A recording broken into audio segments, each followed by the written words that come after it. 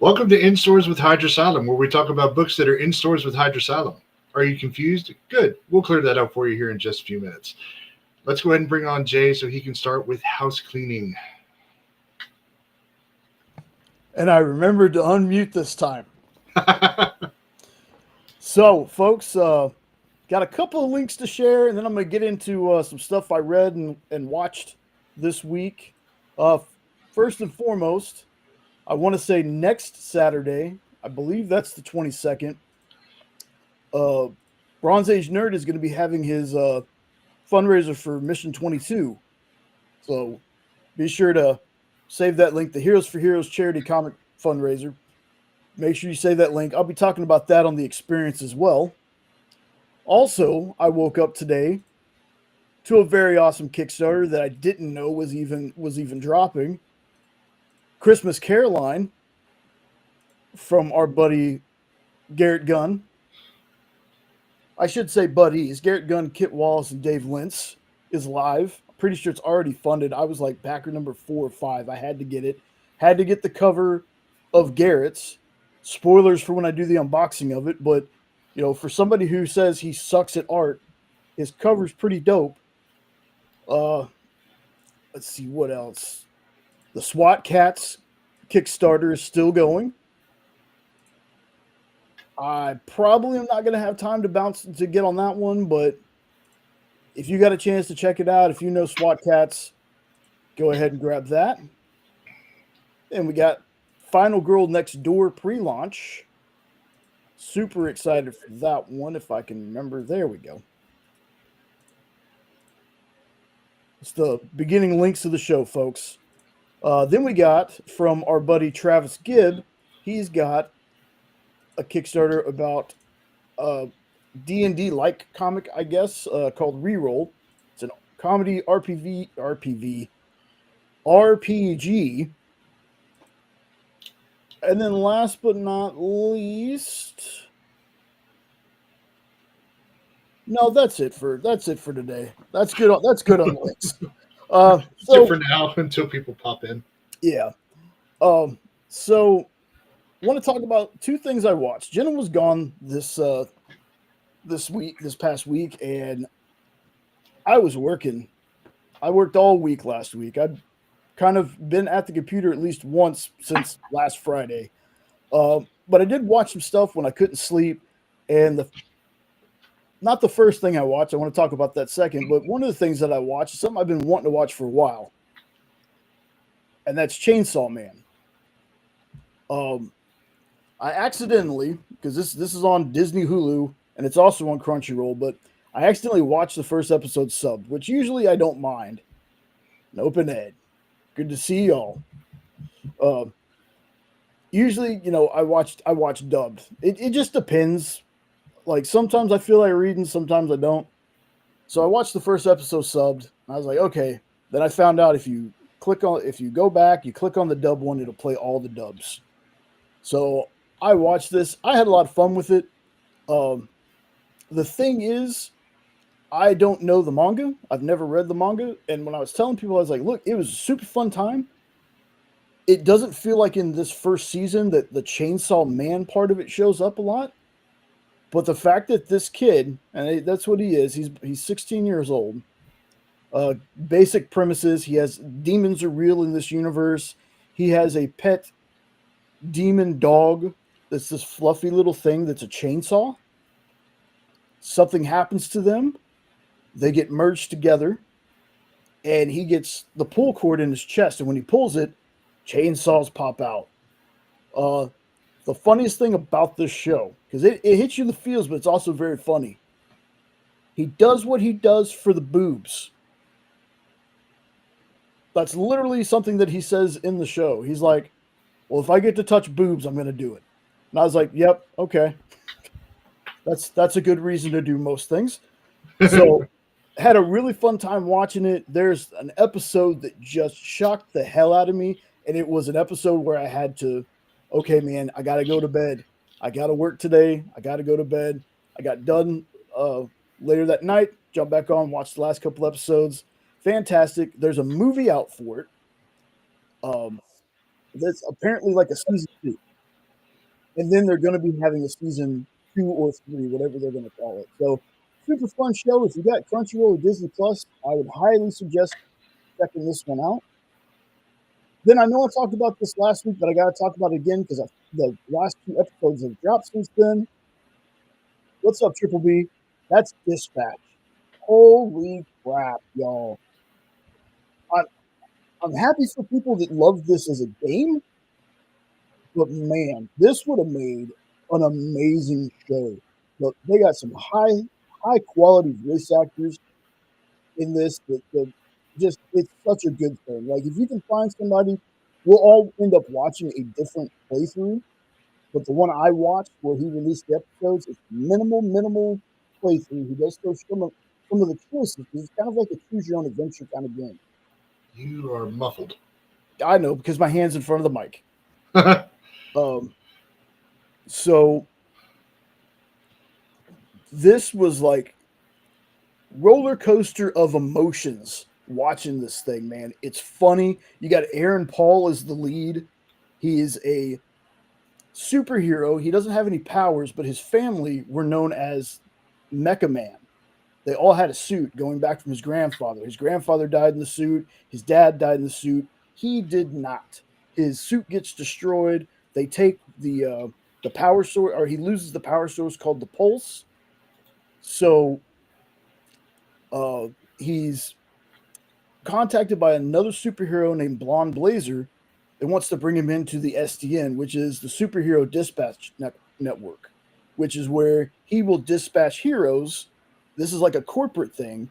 They're kind of hired to do jobs, and his part is part of the Phoenix program, which is ex supervillains wanting to be superheroes. It's funny. What's up, Lorena? It's funny. It's like I can't believe I was so attracted to cartoon characters because some of them are super fine. Not gonna lie.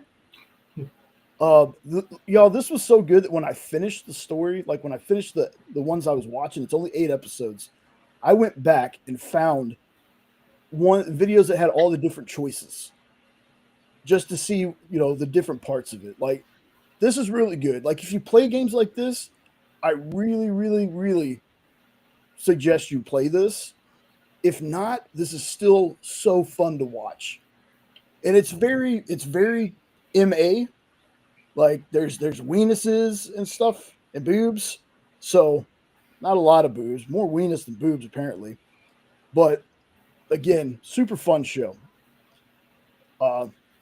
Something else, and I'll be adding y'all's names to the wheel. Don't worry. I'm gonna get through this real fast. So next thing I want to talk about is apparently, and I learned this yesterday on the FOC show, that this happened in 2024, but they want to do a live action of Barbaric with Sir Patrick Stewart as Axe. And if that's true, if that's real, if that's still happening, I'm 1,000% for it. How the guy they want to play Owen, I want to say was in one of the Hunger Games movies, and he played Mycroft Holmes in the Enola Holmes Netflix movies. But if this is real, give me all of that. Give me all of that. Let's see, something that I read because I just got the digital for it. Murder Mary #2. Scott Wilkie, you diabolical, beautiful genius, you and the team, another home run. I love this book. I told him today, I think this is my favorite character. Murder Mary is my favorite character in the Bad Bug, Spooky Way Galaxy, whatever you want to call it. Maybe since she's kind of outside of Periwinkle, this could be part of the Spooky Way Galaxy. I'm gonna make Spooky Way Galaxy a thing somehow, y'all. And that's all that I got to talk about. Sean's got one thing, and then we're going to get this thing rolling. So, Sean, tell me about this. So, well, I'll tell you all about it, but I'm not going to sit here and say it was like the greatest thing to read. But I happened to see it while I was reading through everything that we're going to talk about tonight, and I was like, why not? The story was was okay. It was one of those where you could tell it was a one shot, so they were trying to pack as much as they could into this thing. Like there was very little downtime. It was all like action. The gist of it, as you can see, is it's Flash and the Fantastic Four versus Gorilla Grodd. The coolest part, though, that Jay might find interesting, they were playing Monopoly at the beginning. It was called Gothamopoly. So it's the Fantastic Four playing Monopoly, and they were talking about buying different part, like the Thing owned Arkham Asylum and this and that. That's kind of funny. And yeah, so it was great.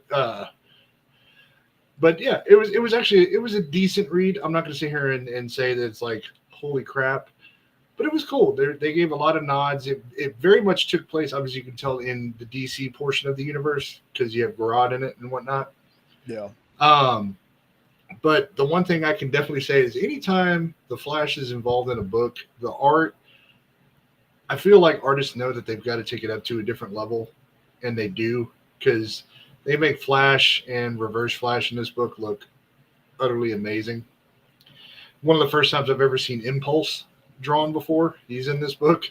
Oh, nice. So it's pretty cool. Essentially, and they play around with it a bit, but, and I'll spoil it just a little bit, but they end up in the future, and he has to run them back through time to get back to where they were when Gorilla Grodd sent them into the future. And he asks Sue, are you able to make shapes using like her force field stuff? So she makes a sleigh, and he basically pulls them through time to get back to where they were. But it was a neat read. I actually want to see more Flash Fantastic Four because it works. You know, we forget sometimes Barry is a scientist.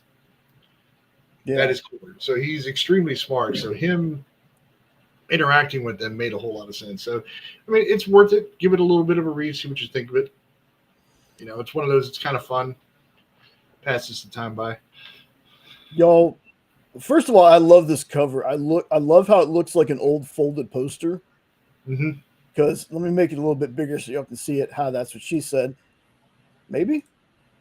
There we go. It looks like a folded poster. Like I love that. Yeah, I'm definitely gonna check this one out. Yeah, and then I definitely need to read the Thor Shazam one as well. Bro, we're living in a world right now, y'all, with all these comic crossovers. It's finally like these companies are, we can make a buttload of money if we put some of our characters together that people want to see. Y'all, I can't even describe how excited I am to see Homelander versus Superman. Scott Snyder confirmed that that's happening in DCKO. I'm so excited. You know who else is excited for this? Probably our brothers over there at WeirDopes Podcast, Mr. October 46 himself, and Mr. Nope. What's going on, guys? Hydra. Hydra. I love that so much, Ed. I love You're that. welcome, Keep it Jay. alive, man. Keep it alive. I'll stop at New Year's maybe. But I do know that Nope's favorite holiday is October 85th.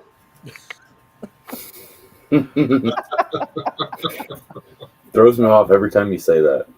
You're welcome. So, how's everybody doing tonight?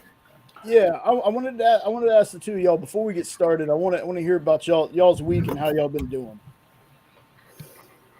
It's been a rough week. Yeah. Rough. Same. Yeah. So I've needed tonight for a long time. Good. This has been an exceptionally painful, frustrating week for me this week. Damn.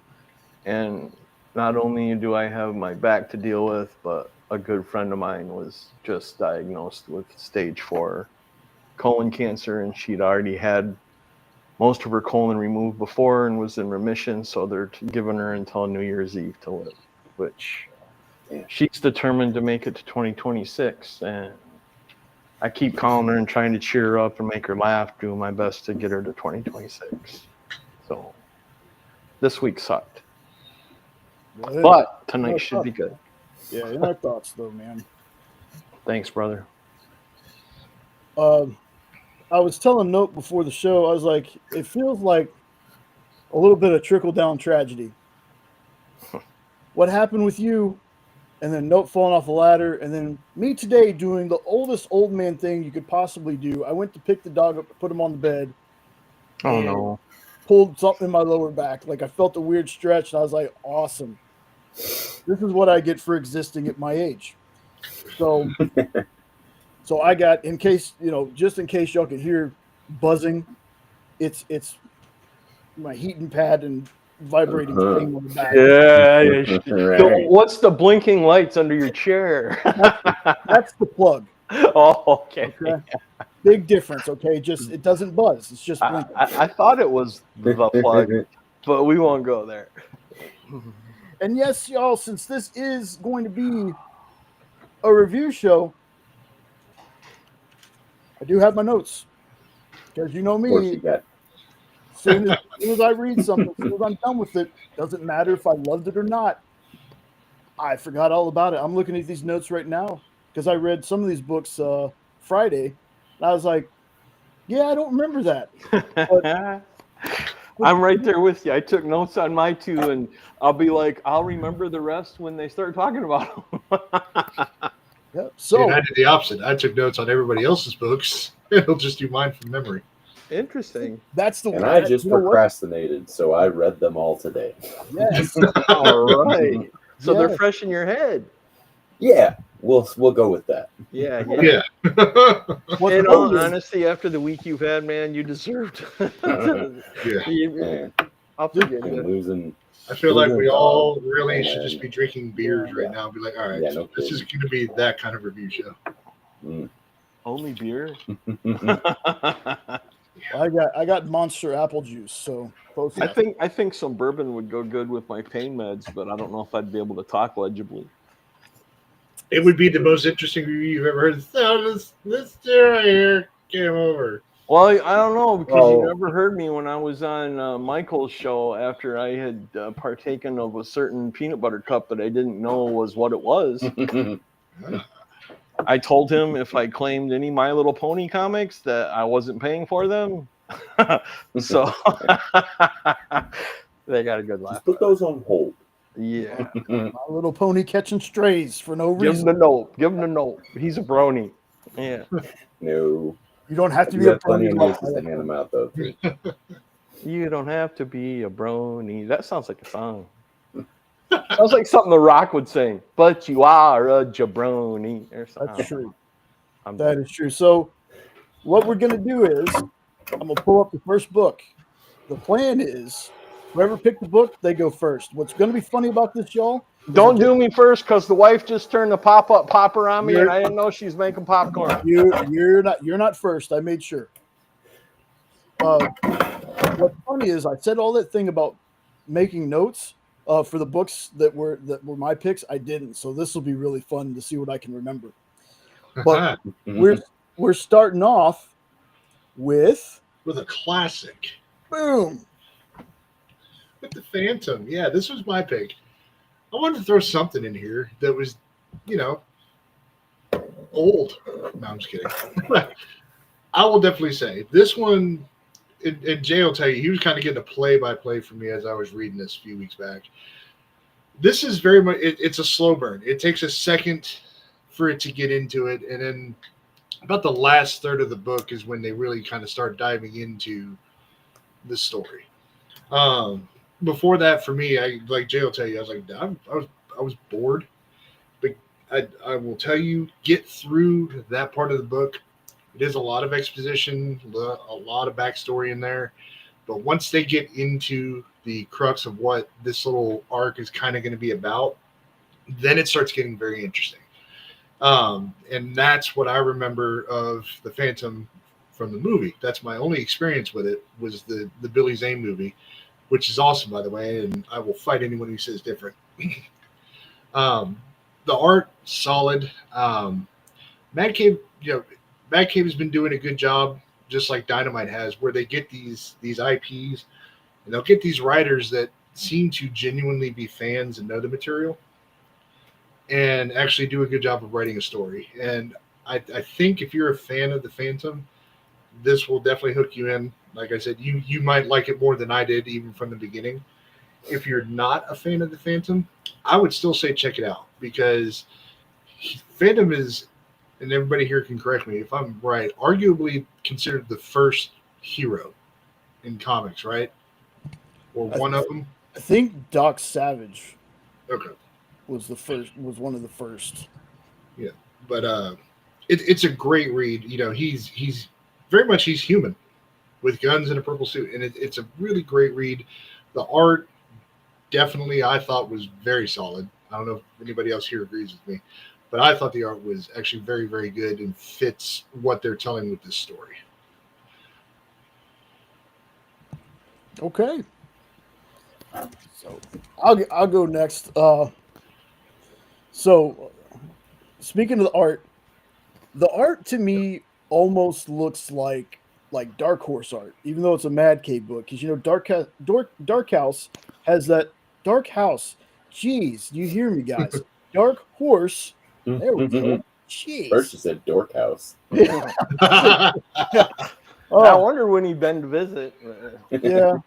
That's not even see, and that's why I write things down, folks, because that part's not even in my notes.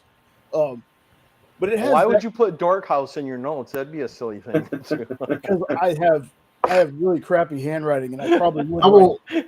I will say this little caveat. See, to me, I got more. It felt like art-wise, it felt more like the Tarzan book that Dan Jurgens did a couple years ago. That's what I got from it. Ooh, I didn't get that at all. I thought the art in Tarzan was miles above this one. Oh, it was better, but tone-wise, that's what I got from it. But anyway, back to Dork House art. About the Dork House. So Dark Horse art has a very certain style. I'm not saying that's a bad thing, but you usually know when you're reading a Dark Horse book. The art kind of it grew on me, right? But when he would have his mask off, I'm like, this looks like another character that I've seen in a comic before. The face, like the face was used for another character somewhere, and that kept getting to me. It's Wonder Woman. Maybe. Hello, no. No. So I know of the Phantom comics, and I know Billy Zane played him in a movie, but that's about it. I've never read anything Phantom. I don't even remember seeing, like, it's been years since I've watched the Phantom, so I don't even remember most of it. I just remember Billy Zane. So this is my first time reading a Phantom comic, and I was pleasantly surprised. Yeah. Like, did it blow me away? No. But this first issue, especially near the end, like, really has me interested in issue 2. Because they had that hook in there right at the last page. Yep. And I'm like, okay. So with this one, and I thought since we're going to be doing these kind of every once in a while, mainly, more than likely, one of the shows Sean can be on, I got kind of a ranking system I've been working on. Yep.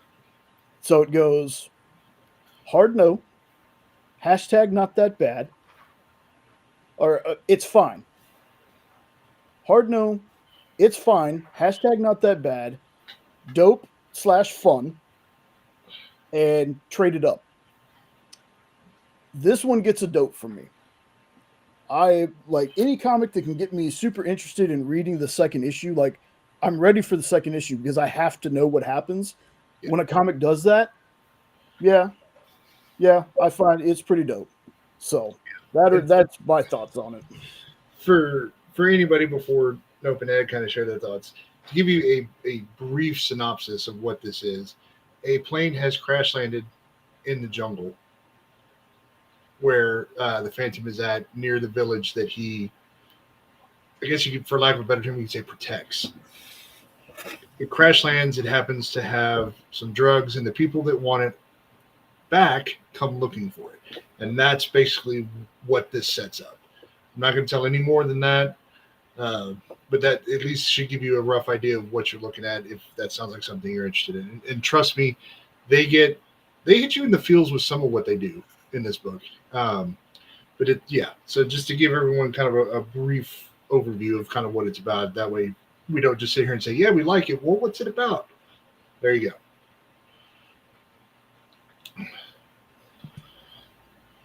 Don't everybody jump in at once. No, I thought it was I thought you were going to name names. Well, we'll go with So Nope that because didn't happen. he already started going out. So we'll go with Nope next. No, I thought it was very similar to the movie. So if you are a fan of the movie, then this is very much in that same vein, to where it's kind of got that 1930s feel. I mean, they don't talk like it is, but how they wrote this character reminded me very much of how Billy Zane played that character in the movies. And it had a good story because it wasn't affiliated at all with the Free Comic Book Day story at all, but it basically puts you in the jungle and brings back the same brotherhood. And I really enjoyed it. And like Jay said, the cliffhanger that they have at the end of it definitely makes you want to read number 2. Yeah. All right, Ed, what you got, man? Hashtag not that bad. Okay. But I've had some superhero burnout for a while when it comes to comics. Reading this one, it was good. I mean, it was a good story, but it seemed very familiar, like nothing new and wow or anything. It's kind of stuff that you kind of saw coming, and it was. My biggest problem with it though was the art in it. The color tones were very dark. It was like every page was like very just dark and drab, I guess might be a better word. It wasn't anything bright, eye-catching, but maybe it was supposed to be nighttime the whole time, and that's why they did that. But for somebody who has an issue with light and dark and stuff, it was kind of hard for me to get into the art. The story's not bad, but there wasn't anything new and like, oh wow. And I know nothing about the Phantom. I never saw the Insane in the Membrane movie, and I have never read a flippin' Phantom story before. I'll read the second one if we decide to do that. But it was just a hashtag not that bad for me. Rating, and that's kind of where I'm at as well. I'm at a hashtag not that bad, hoping that maybe like issue 2, which I believe is already out, kind of brings it up a notch. To see where we're going. It felt like it was going on an uptrend towards the end of the book, like we all have said, with it, especially with that cliffhanger ending. If they can kind of keep that uptick going in issue 2, I probably would upgrade it to at least dope, if not maybe trade it up. So, and you're correct. Issue 2 is out. Okay, cool. Yeah, it is out. I'll definitely have to read it. Like I said, may not be, maybe before. I may just pop in the chat one time, but like, yeah, I've read issue 2, might upgrade it to a different rating. We'll see. Okay. All right. Well, then, next book up. If you're not first, you're last. All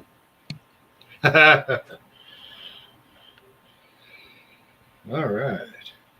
This was Ed's pick, wasn't it? Yep. Oh, I'm sorry, I wasn't looking at the screen. Just say the name, will you? Just say the name. Harley Quinn and Elvira. I absolutely love this book. There's nothing about this book for me not to love. I love Elvira. I love Halloween. I love the janky little jokes. The art in it just screams Halloween fun to me.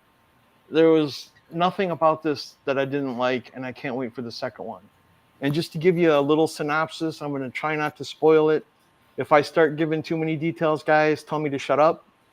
But basically, Harley Quinn is feeling bored and kind of restless because of a weird dream that she had that left her naked in front of people at a concert. Like, we all haven't had that dream before. And she kind of figures out that it was because she was so bummed out that she missed the previous Halloween from the year before because she was very, very sick.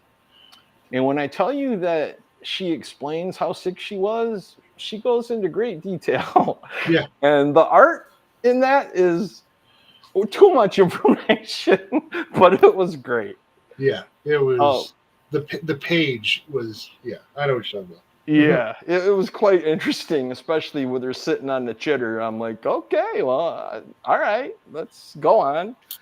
And then meanwhile, while this is going on, Elvira, the mistress of the dark, is in a tough spot of her own. She just did her last show without knowing it. She was reviewing a movie and was told that there was going to be a takeover of the channel and that they were going to dismiss her show, and everybody on the show got fired. So that didn't go well with Elvira. And then Harley and Elvira cross paths, and Harley decides that Elvira would be the perfect person to help her throw the best Halloween party ever thrown in for Brooklyn. I believe it was Brooklyn. Yeah, it's Brooklyn. So they kind of form a partnership while eating pie, as you can imagine the jokes that came about eating pie. And Elvira decides that she will help her because Harley's going to pay all of her bills now that she's jobless. So she gets to keep her penthouse suite and all this good stuff. And they form what I think is like the perfect partnership, because you got Harley's wild and chaotic energy, and then you add Elvira's spooky flair, and it just, I think it's going to be the best Halloween party ever, just like they said they're out to get. The tone, very comedic, as you can imagine, in a very campy way. Lots of little innuendos that were hilarious. I just love Elvira comics. If you're a fan of Elvira comics, you're going to love this one. I haven't read a lot of the newer Harley Quinn, so I don't know too much about what her comics are like, but this is not anything like a superhero, supervillain type thing. And the dream sequences are very playful, and the background in the dream sequence that Harley had was just filled with like visual jokes and little comic nods. And it was a lot of fun. I really loved it. I don't remember what Jay called his home run out of the park view, but that's what my grade on this would be. And I can't wait for the second issue. Awesome. Well, I got the shortest review on this one, so I'll go ahead and go next. And Ed, I too have had a dream of Harley Quinn naked in front of people.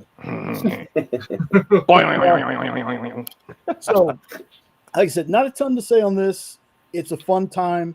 I like the art. And the only way to me that this book could have gotten to that traded up mark, because this is on the dope fun scale for me, is if they got David Avalon or Avalone, I always pronounce his name wrong, to do the writing for the Elvira part of the script. I feel like David has like Elvira's voice and stuff down to a science at this point. All her books are fantastic. Not to say that Jimmy and Amanda's work on this wasn't great, but I think it just would have elevated that just a little bit more to have David writing the voice of Elvira. But this one, again, this is another dope, fun one. I'm going to continue reading this one. This is not something that, is going to win awards or anything, but it's a fun time. So it's going to win my award. Love it. True. Wow. Oh, and what you said at the beginning, did I hear you right? Mm-hmm. A demonic dog merges with his master and turns into a chainsaw? Yeah. Is that what you said? Mm-hmm. Yeah, I'm going to have to read that one. No, that's not a read. That's a show. That's a watch. Oh, that's a show? Well, yeah. It's from a manga, though. Yeah. Oh, I can't read manga. They're two Bassac words, and it screws with my head. And they're usually all black and white. Where's the stream? You can either Hulu, no, Disney. I keep wanting to call it Hulu, but it's Disney Plus, which is, again, folks, y'all have no idea how weird it is to stream things like that on Disney Plus. Yeah, I was going to be Okay. So I read this when I was in a bad mood. So the book didn't land with me like it probably would have had I read it when I was in a better mood. That said, it is dumb fun, but for whatever reason, the first half of the book didn't land with me very well, while it was just the two of them separate. But when they finally kind of met up out in front of the producer or whatever the dude's house is and started kind of talking and teaming up, then it got a little more interesting for me. I will probably need to go back and reread it, though, because, like I said, I was just not in the greatest mood when I read this. So the book probably didn't hit the way that it should have or was intended to with the frame of mind that I was in.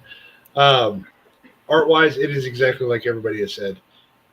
It is the most like batshit crazy art that works. The dream sequence, yeah, it's on the nose is the best way to put it. But overall, I mean, this is one of those books where you just need to turn your brain off, read it, and have a good time. That's probably the best way I can describe it. Yeah, it's a quick, easy read for sure, and the dumb jokes are perfectly placed, and it's not too cheesy. Very enjoyable. Hey, Jenna. She got chocolate orange. Yep. Thank you. I didn't know if you wanted that. Hey, you have enough for everyone. Come on now. I can go to the back of the store to get more. It's not working, Ed. I'm trying, but it's not working. What are you doing? That was quite disturbing. Trying to put it through the camera. Okay. Oh, I couldn't see the visual, and I'm like, zip up your fly. What are you doing? You see a chocolate starfish. Yeah. Hot dog flavored water. If he does that, then he'd have to keep rolling.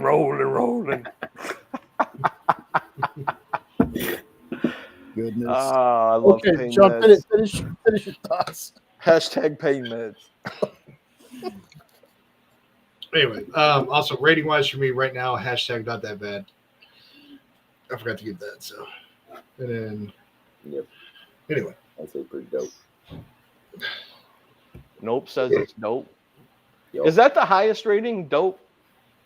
No, the highest rating is traded up. Traded up. Mm-hmm. Did you want the trade? Trade paperback. Oh, trade. Oh, I thought you said traded as in TRADED. No. Traded. You trade it up. Got it. Yeah. Like oil and oil. Or G. All. G? Do you do that one down there? JEET? See that in Texas? You're from Carolina too. When I went to Carolina, whenever anyone wanted to know if you were hungry, they'd say G. Oh, G. I'm like, G? Oh, did you eat? Yeah. Got it. It took me a minute though, because they're like G. See, the phrase that we say is G yet. G yet. Oh, G yet. Yeah. Like over yonder. Water. Yeah, on out. Yeah. Nothing spells loving like kissing your cousin. Oh wait, that's Tennessee. Never mind. Oh, no, that's Arkansas. Wow. Nah, it's Tennessee. Alabama. Just ask Rich. No, Alabama. Rich is in. Yeah, I know. I was picking on Rich. Oh. Anyways. All right. So, Nope, what were your thoughts? I thought it was good. It was, like I said, a quick, easy read. It wasn't too deep, complicated, very hard to follow. I mean, I don't know how you could make a hard to follow story with these two, but all the dumb jokes hit. It was well paced. And I did want to read more actually, but didn't know 2's not out or missed it or whatever. I couldn't find it at my LCS. It hasn't come out yet, I don't think, has it? Well, I think this just came out in October, so I don't think the second one's come out yet. If it has, I haven't seen it either. 2003, but I could have been looking ahead. Who knows? Who knows? All right. So, going on to the next one. The Sacrificers. Sacrificers. Yeah, this is a Rick Remender. They're actually on issue 17, so it's not necessarily a new comic, but it is a newer ongoing one. And it's basically based on some perfect world to where you have gods of all the different factions of life, essentially. You know, when it comes to rain, the green, the sun, the moon, all that different stuff, all those gods take place in a different realm, while you have the lower people, like you see here on the cover, that are the sacrificers, essentially, to where, like, every 20 years, I think they said, they kind of go into a harvest, and they have to relinquish someone in the family, essentially. And it's kind of a big, long trek, and kind of with twists and turns in it, and it's really, really good. And yeah, there's a lot there if you want to chew on it for a little while as far as issues. So I give this one traded up for sure. I have all three of them. So I'm rated just one issue. I'm on the opposite end of the spectrum. I needed a lot more explained to me in this first issue because a lot of it didn't make sense to me in a lot of ways. So it was a little hard for me to grasp what was going on. The lower class folks, what was going on there at least made some sense, but I wanted a little more context. The part of the book with the gods, I had no clue what was going on, to be perfectly honest with that part of it. It was very hard for me to follow. I have questions. Maybe you can tell me if they get answered. You don't have to answer them for me. But when it comes to the lower class folks, it confused the crap out of me where at the beginning of the book, he treats his son just like crap. And I get the gist of it because, if you're supposed to sacrifice him, you're trying not to have some kind of emotional trying connection. to make the separation and all that. Yeah. And but he does all this and then changes, and I guess maybe that's the whole a father's love kind of comes over him type thing. But I just still wanted that maybe to be explored a little bit. And I don't maybe it does get explored in latter issues, but it does. Everything that happened on the God side of things made no sense to me. And I was so confused. I'll agree. Yeah, the first issue definitely leaves a lot open, but the second issue really clears up a lot of that. And then by the third issue, now you're curious as to where this is going. Okay. So that's fair. Yeah. Very good so far. Yeah. Because where this was on the lower ranking side for me. But if I'll give issue 2 a shot, like you said, if it clears it up and helps me get through that part, then cool. Mm-hmm. I'll definitely give it a shot and see where I'm at from that. But without spoiling things, it kind of turns into a horror story. Dun dun dun.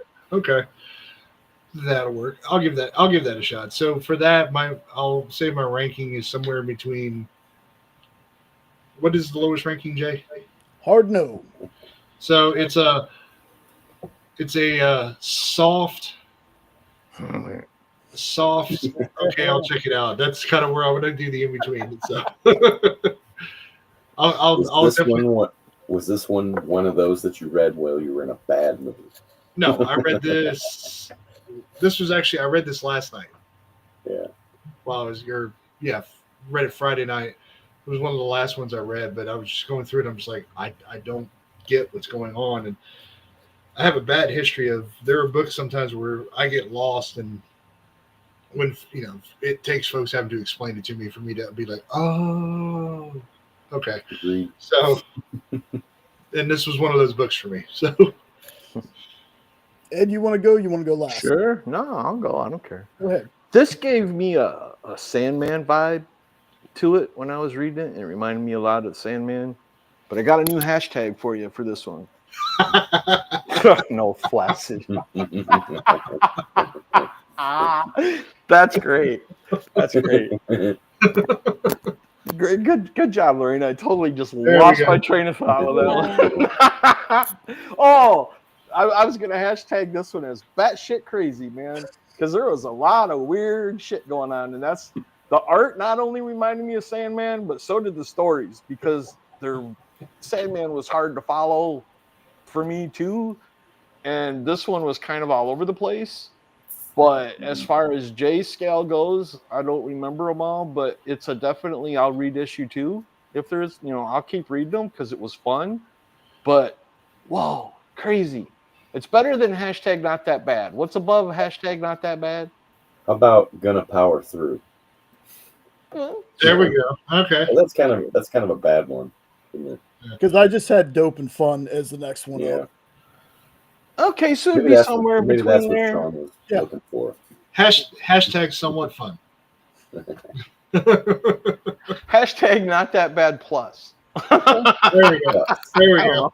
I'll take it. I'm not stingy with the rankings. I'm not stingy with the rankings.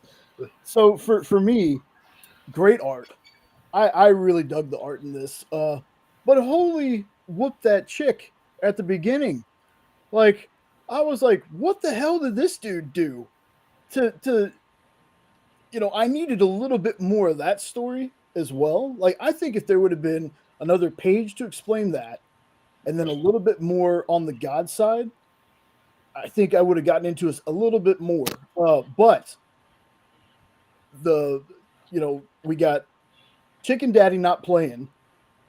Then we meet Fire Daddy, who does play with a side piece. I think he's supposed to be the sun. I think that's what his deal is. The fire dude is like the sun in this universe. I think that's what I got from that. Yeah, and like I said, if you get into issue 2, most everything will be explained. Like those little questions like that seem like it would be so much easier to answer in the first issue, but it gets into it pretty quick. For me, the story is interesting, but it did feel kind of over a bit too quickly for me. But luckily enough, there's like 15 or 16 other issues, and I am someone that I will read at least 2 or 3 issues before I really I'm not going to read this anymore. So I got 15, 16 more issues to go through. And I'll read them. This one kind of teeters on the it's fine, hashtag not that bad for me right now. But that can always change the more I get into the story. Because I've read plenty of books where the first 2 issues were kind of like a slog. And then next thing I know, the next one is like, damn, they should have opened with this one. And then I love the rest of the story. Because I got a book later I'm going to talk about that kind of did the exact same thing. So, yeah, for me, it's teetering right now, but I definitely am going to give more issues a shot.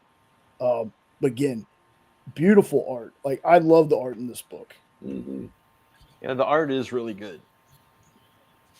And it's got that weird, creepy art. See, this reminded me of a Dark Horse book. Yeah. So is that better than a door, Kyle's? Dork Horse comics. All right, now go get to the next one. Next one is mine. Now, I did make notes for this one because I reread it. The other two I didn't the other one I didn't reread. So this is the 3rd or 4th Nemesis story. So you have Miller and Niven's Nemesis. You have, I think it's Nemesis Reloaded, then Nemesis Rogues Gallery, and then Nemesis Forever, which is this one. This is the 4th, but you don't really have to read the other ones to understand what's going on.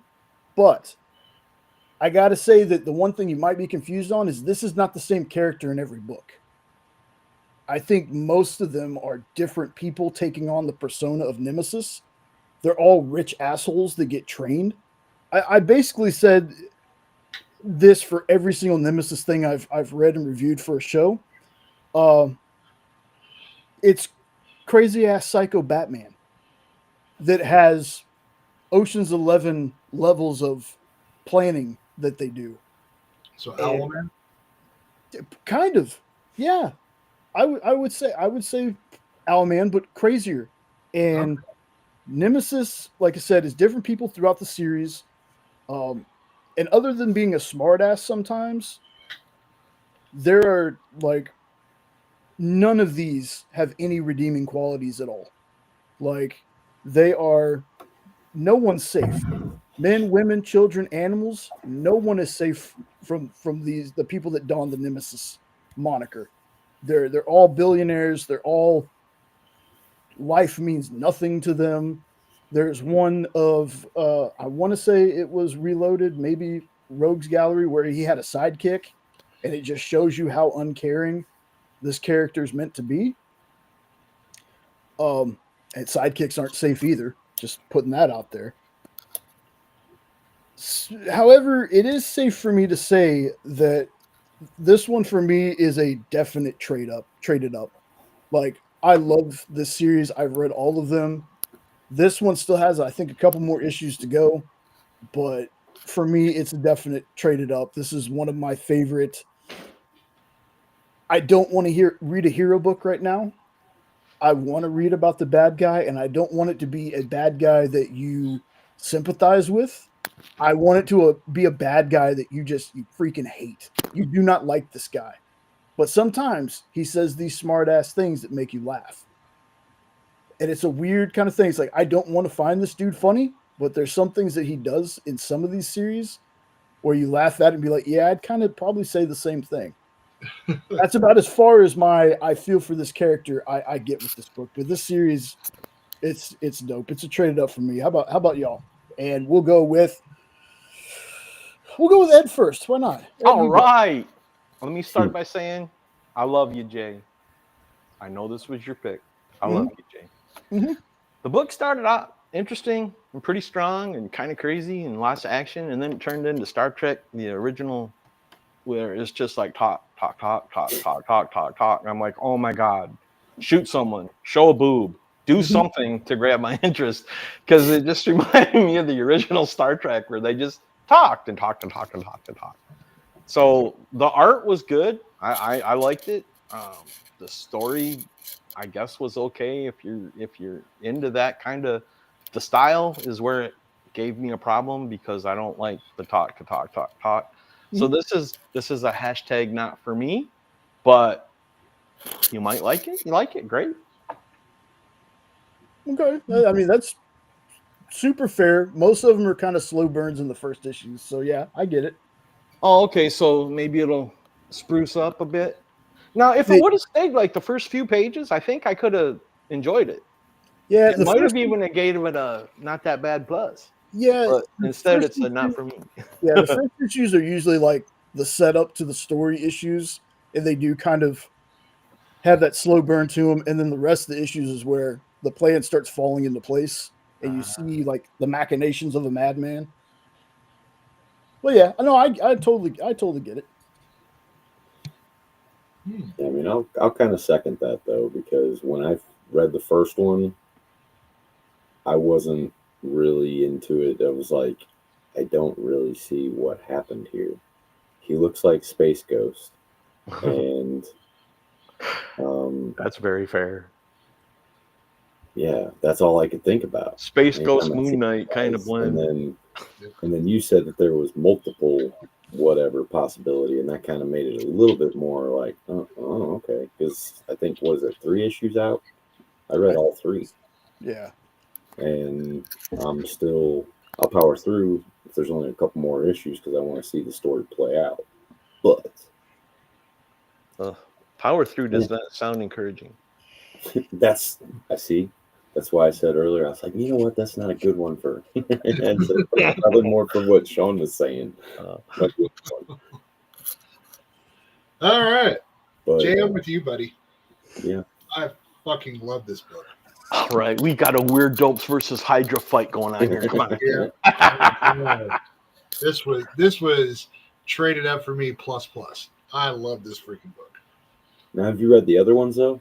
No, I have not. This was my first experience in it. I told Jay, I said, I'm going to go back and read everything now. That's how much I like this book. Without specifics, what'd you love about it? I'm just curious. For me, the pacing I thought was great. I was good with the way it started with what he did, showing literally how heartless he is. I was fine with, the talking, because it did a good job of explaining what they were looking for, what was going on, but they left just enough mystery with Nemesis themselves that you have no idea what he's actually planning. You have someone going undercover in this thing that has surgery to cut out their own eye. That's how serious they're getting with this guy. That was a cool panel. I love that panel. It was a great panel. Art in this book was great. Dark Horse art. But this is one of those like, yeah, he's a dude that just wants to see the world burn, and I kind of want to just be along for that ride. I was all in for this, so I am ready to read everything. I might even go actually literally buy a trade next time. Yeah. And I would suggest if this one wasn't for you, try one of the other ones because all the stories are not exactly like this one. But and I agree though, he does have like Space Ghost Moon Knight vibes. Oh yeah, 100%. And he carries a katana. Yeah. I thought that the thing on the train was pretty clever. Like calls a dude's cell phone. He goes, "Sir, there's a guy next to you sleeping with a briefcase in his hands." And that whole bit for me was great. So this is probably my favorite read this week. Oh wow, nice. I did like that it wasn't a hero thing. I did like that part of it.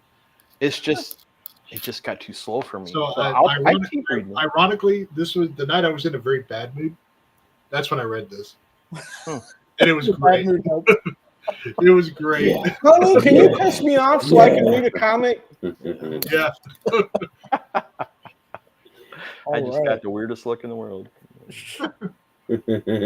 Yeah, you know, like I said, this was like I knew not everybody. This wasn't going to be everybody's thing, and that's fine. And that's exactly why when Sean suggested we do this, I was like, "Yes, let's do this." So we can have some differing opinions on things. Yes. So I figured this would be the one that was going to have the differing opinions. So I figured that'd be boring as hell if we all agreed on everything. That's why I picked Phantom. I had a feeling Phantom might elicit a fairly wide, but then again, it elicited the same reaction. Yeah, it elicited the same reaction. Slow, but not bad. Yeah. So the next one, going in reverse order, is me again. Savager. I found this. I don't know what I was looking for. It just happened to, the cover of it caught my eye. I was like, I'm going to read this. Now, I've talked about this book before, and it has very much a Parasite, the Maxim kind of vibe to it. It's a story about aliens coming to Earth and basically either taking over or eating anything living and mutating them. It's a lot of body horror in this one. And protein, there you go.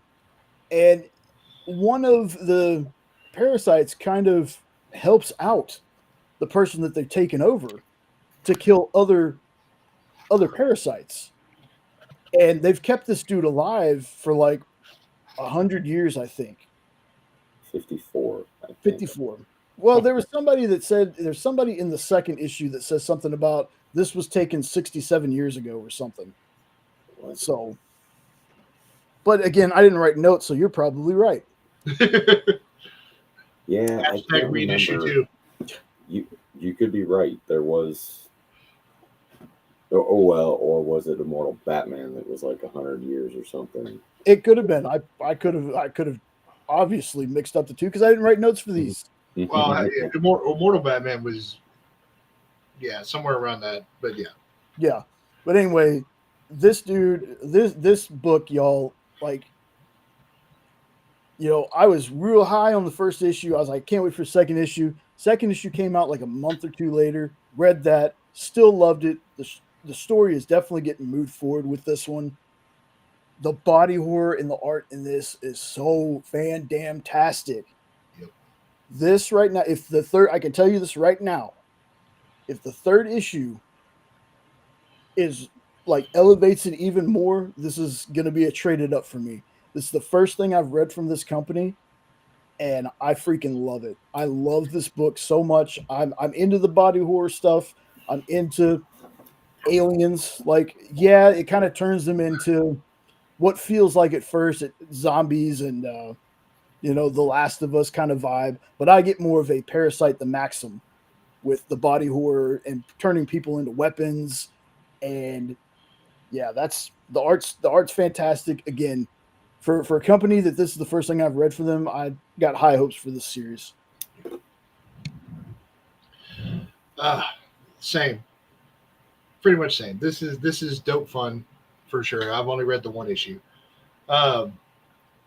just like Jay said, though, the art is really what elevates this book. The story is not like something you've never heard before. Nothing like truly original. Like you said, with borrowing from Parasite and a few other things. But the art is really what makes this book go. I mean, the elephant at the very beginning of it is, I've never seen something like that. It was awesome. 6 tusks coming out and all. Yep. I mean, it was amazing. But for anybody who goes and checks this book out, there is a panel when they show the invasion happening where it's the entire night sky over the cityscape of Washington, D.C. That is one of the best panels I've seen in a while. To me, that's the panel of the entire book.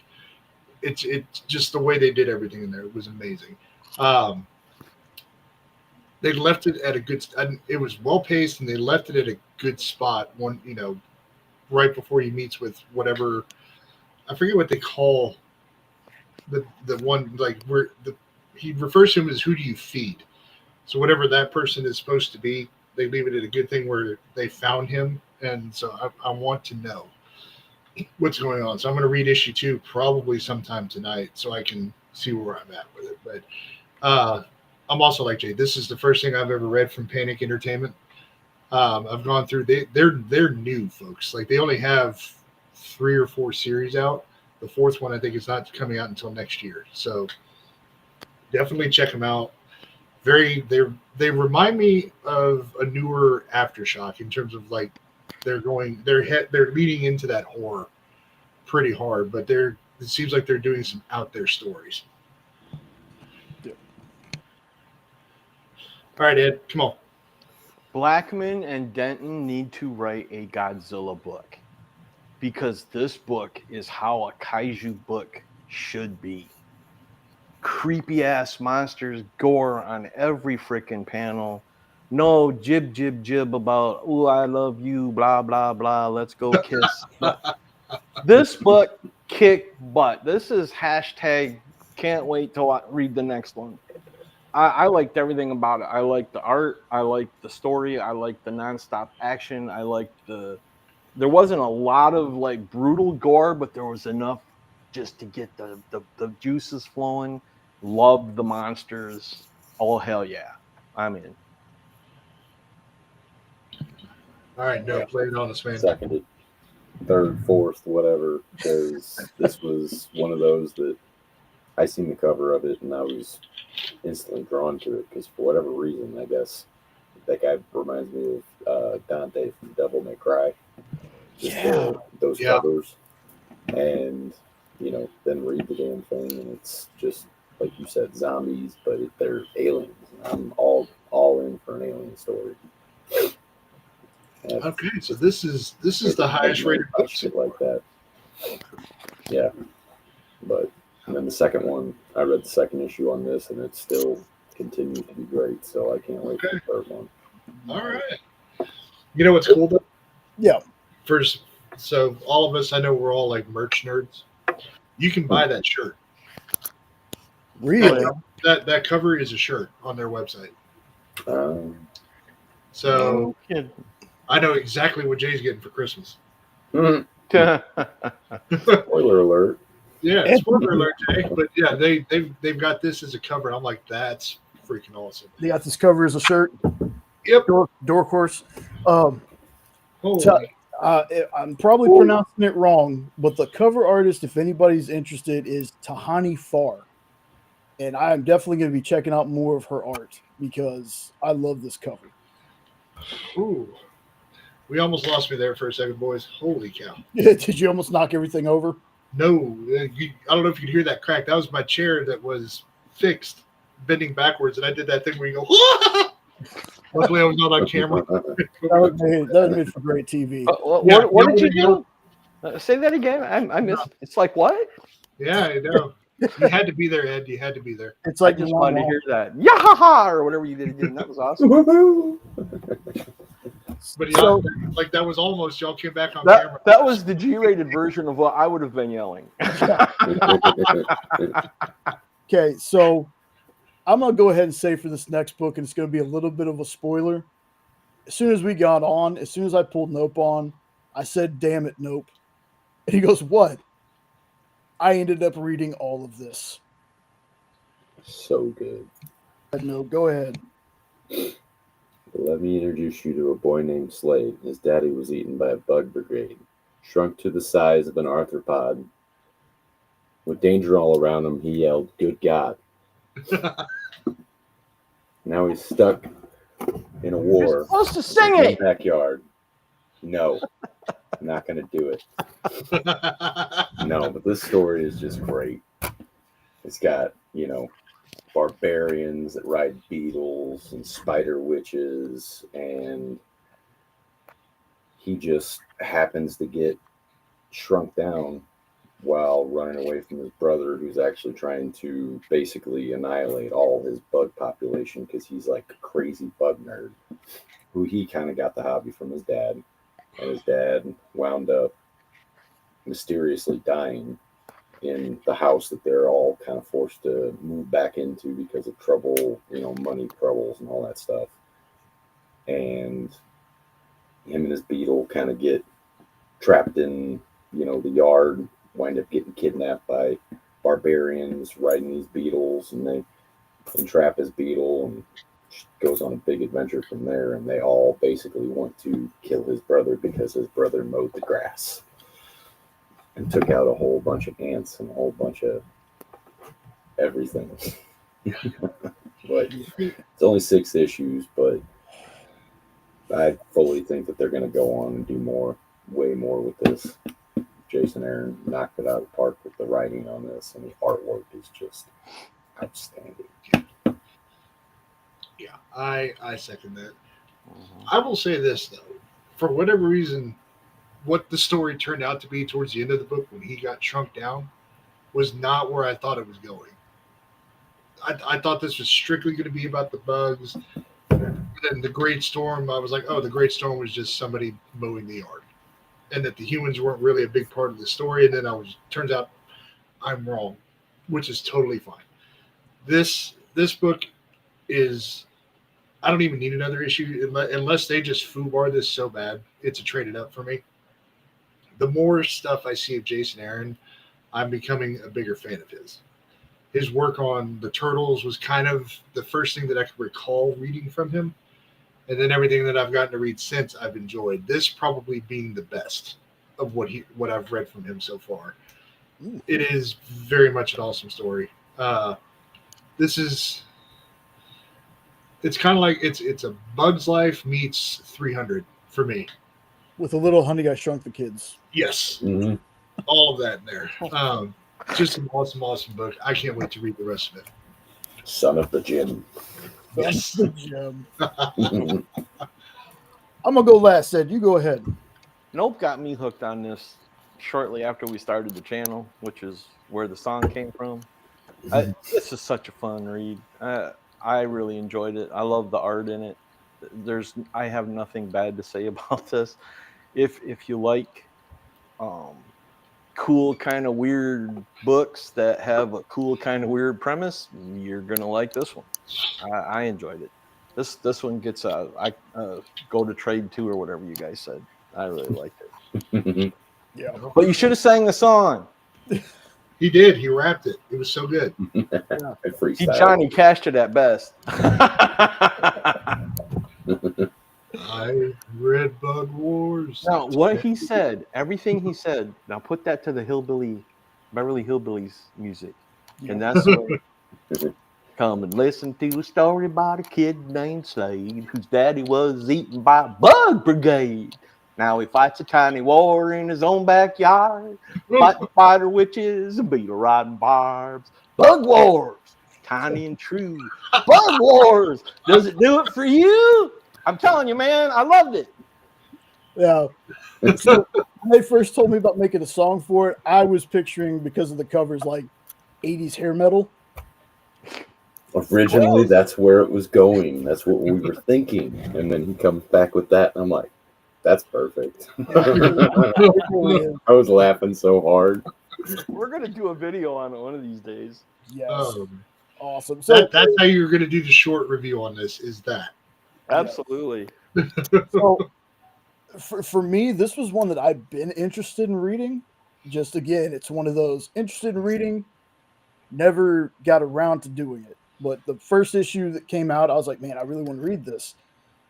But I'm glad I waited. Now, I wrote part of this review after I read the first issue. And then after the first issue, I was like, okay, I got to read issue 2 now. And then it just ended up, read the whole thing.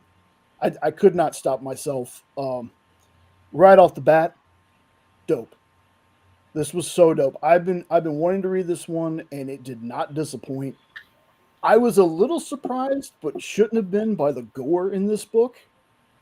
Like, you know, no spoilers, but there's a scene with a person working in a basement, and holy hell was it disturbing.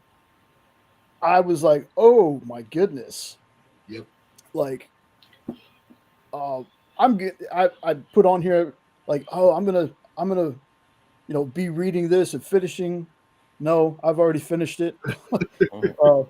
Still reading Firepower in my downtime, but this one, 6 issues, I had to read it. And I said in this, if you know, the next issue or 2 is like this, it's going to be a traded up for sure. So it's obviously a traded up. Like, as soon as I finished this, I was like, traded up, read it again. And I will say this, folks, come earmuffs for the sensitive. Fucker pillar is now my favorite word. I tried it and it hurt. Yeah. The chafing. I get it. The chafing. See, that's why you get bubble wrap. Never mind. The panel where he finds his dad is the best panel in the book. Yeah, that was. And the brother, because of that, has just this phobia of bugs that, but it's like not a, I'm super scared of them. It's a murderous rage. Running around the house with spray cans, dude. That was the best. The ad for that's in the book. I thought the book was over in the first issue. I was like, man, that was short. And then I realized it was just an ad for the you know, their version of Raid. Yeah. Raised. Yeah. Raid. I love this book. Like I said, as soon as Nope got on, I was like, damn it, Nope. I read the whole thing. I had to. Now, here's, again, no spoilers, but at the end of this book, I had a feeling. I was like, look, if they don't continue this, it drew my conclusions what actually happened. Like, I drew my own conclusions because of the last panel of what actually happened. But we need Bug Wars 2. Jason Aaron, please come back and do this. Jason Aaron is one of those writers that he's very like Jeff Johns. You either really love his writing or you don't like his writing at all. Me personally, especially with this story, do this. More of this right now. Mm-hmm. This is going to be on the opposite end of the spectrum of Where Monsters Lie for me being my favorite horror thing. This is my favorite kid gets drunk in the backyard and fights bugs thing. Yeah. Like, I need a minute, guys. I'll be right back. Yeah, go ahead. Go ahead. Yeah. So this is, dude, great freaking pick. This was actually my pick out of all the books. Okay. And to be perfectly honest, that's a fair one. This would probably be number 2 for me, which is weird when you consider how much I like a book that we're going to talk about. But I will preface this. It's Mortal Legend Batman. But I will preface this with, we read issue 1s. If we were talking about Mortal Legend Batman as a whole with like issues 2 and 3 in there, I'd have a heck of a time, but maybe not. So I wonder if I would have done that, how much different my reviews would be too. Because there's a couple of them that I would have had a much more like, not for me. To me, but then the second or third or whatever kind of redeem the rest of it, and I go, okay, I can finish this story. Yeah. But yeah, this one took me by surprise. Like I said, for whatever reason, my mind was going a different direction with the story. And then when it went where it went at the end, I was like, okay, yes. Like, yes, a dude riding a freaking rhinoceros beetle. And those things are freaking huge, man. I've seen them like real life before. Yep. My goodness. Yeah. Yep. Good thing that's his best friend. Yeah, exactly. So we're gonna skip this. We're gonna skip this next one till Ed has a chance to come back. Okay. We're gonna go to. The cover's so nice, though. It is. Okay. Screw it. I mentioned it. Let's jump into it. So, folks, if you like Batman and you like Power Rangers Radiant Black, that is exactly what Kyle Higgins is giving you with this series. He's taking those two lores and he's mixing them all together into one thing. This, I believe, is the one that Nope was referring to where they talk about the 100-year thing. Because the mantles of Batman, Nightwing, and Robin get passed down from, whoever it is. They find someone, they train them, and then that's what they do. You get very unique takes on some characters. In this particular issue, you get one of the coolest versions of Two-Face you will ever see in your life. Super cool.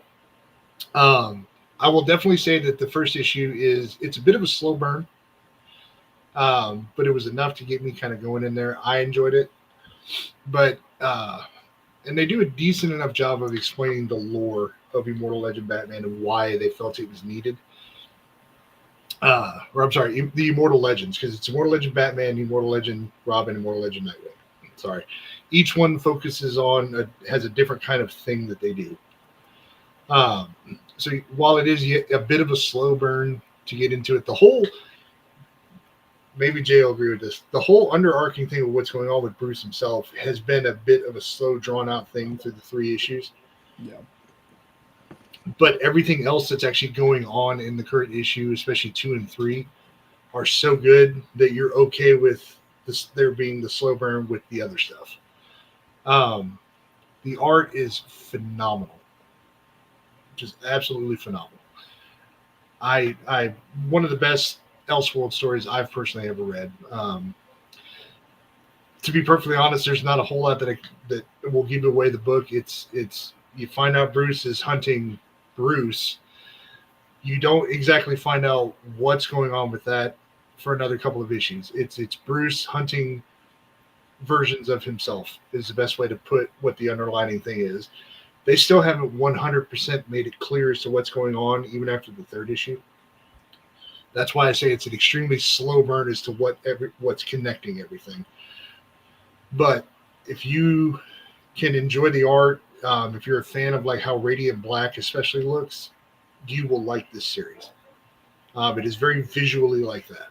And then just take each issue and you get these super cool versions of all the villains. So I would definitely say if you had a hard time liking issue 1, read issues 2 and 3 because each issue gets better, in my opinion. So now, Nope, I'm actually been most curious to hear your thoughts on this one. Yeah, I'll agree with you on that. That the 2nd and 3rd one are kind of actually needed in this one because you'll read the first one here and it's kind of confusing just with all the different stuff going on. And like you said, he's hunting himself and you're like, well, who's that? And then there's just a lot of lore that leaves you in questions and then naturally gets explained in the next couple issues. But like the gadgets and stuff were pretty cool. And I kind of wasn't 100% clear on how the suit worked. If it was like a nanite kind of thing, like it spanned across him, or if it was, or if it was just like a poof it's on. I don't know. And that's one thing they still haven't even fleshed that part of it out through the first 3 issues. Yeah, he's just almost always in the suit. You rarely ever see him not in the suit. And then if he is not in the suit and he goes to be in the suit, it's just like poof, the next panel is he's in it. So yeah, right. I agree. They haven't done a great job of explaining that so far. And nobody actually calls him just Batman. They all refer to him as Immortal Legend Batman. Yep. Every time. Yep. And I was like, do you really need all that every time? Why use many word when few word work? Yeah. Look, IL Batman. Look, here's what I'll say about this book. So I want to say that I was working the Thursday that the Geek Chat reviewed this book. I was really excited to hear what they had to say about it. And Rich and Des were both like, if you've read Power Rangers and Radiant Black, you've already read this book, which super valid. But the thing is, I haven't read really either of those. I haven't read none of the Massive-verse stuff with Radiant Black and all that. And I only own one Power Ranger book, and that's because our buddy Frank Gogol wrote it. Outside of that, I don't read a lot of Power Rangers. So for me, this book was dope as hell when I first read it. Like, I didn't know it was going to go. There's one panel that's kind of gory. Like, for DC at least, it's a little gory. But when we get introduced to the villain in that one, that's one of the coolest looking versions. Yeah. Like, we haven't seen one in Absolute yet for him. But the one that's in this first issue, dope. Yeah. Second issue with who we get in that one, again, looked awesome. This book is definitely a dope, fun book. I'm gonna let it go a little bit longer. It might get that traded up status, but to also be honest about Batman, because we've talked about this before, Sean. There's so many titles. It's what stops me from getting into X-Men books. X-Men books, they have way too many titles. You know, whatever. Now, J. Michael Straczynski, sorry. Matt Fraction is writing the regular Batman series right now. And while I like that one, but not the regular Batman. Not the other Batman. Yeah. I thought that one was over. Oh, this one to me, even if it's an Elseworld story, I enjoy it a lot more than the other one. Yeah. I think that's what drew me to this one, because it was with some of these these characters having so many titles, it needs to be something unique like this to grab your attention. 100%. And we will get the thoughts of Ed whenever he's ready. I'm here. Okay. I'm back. I just didn't want to interrupt anybody. Sorry about that, guys. No, you're good. You're good, man. I have my moment still where I can't do this, so I just needed a minute. Yeah. Up. I loved the suit in this one. Batman suit and soup.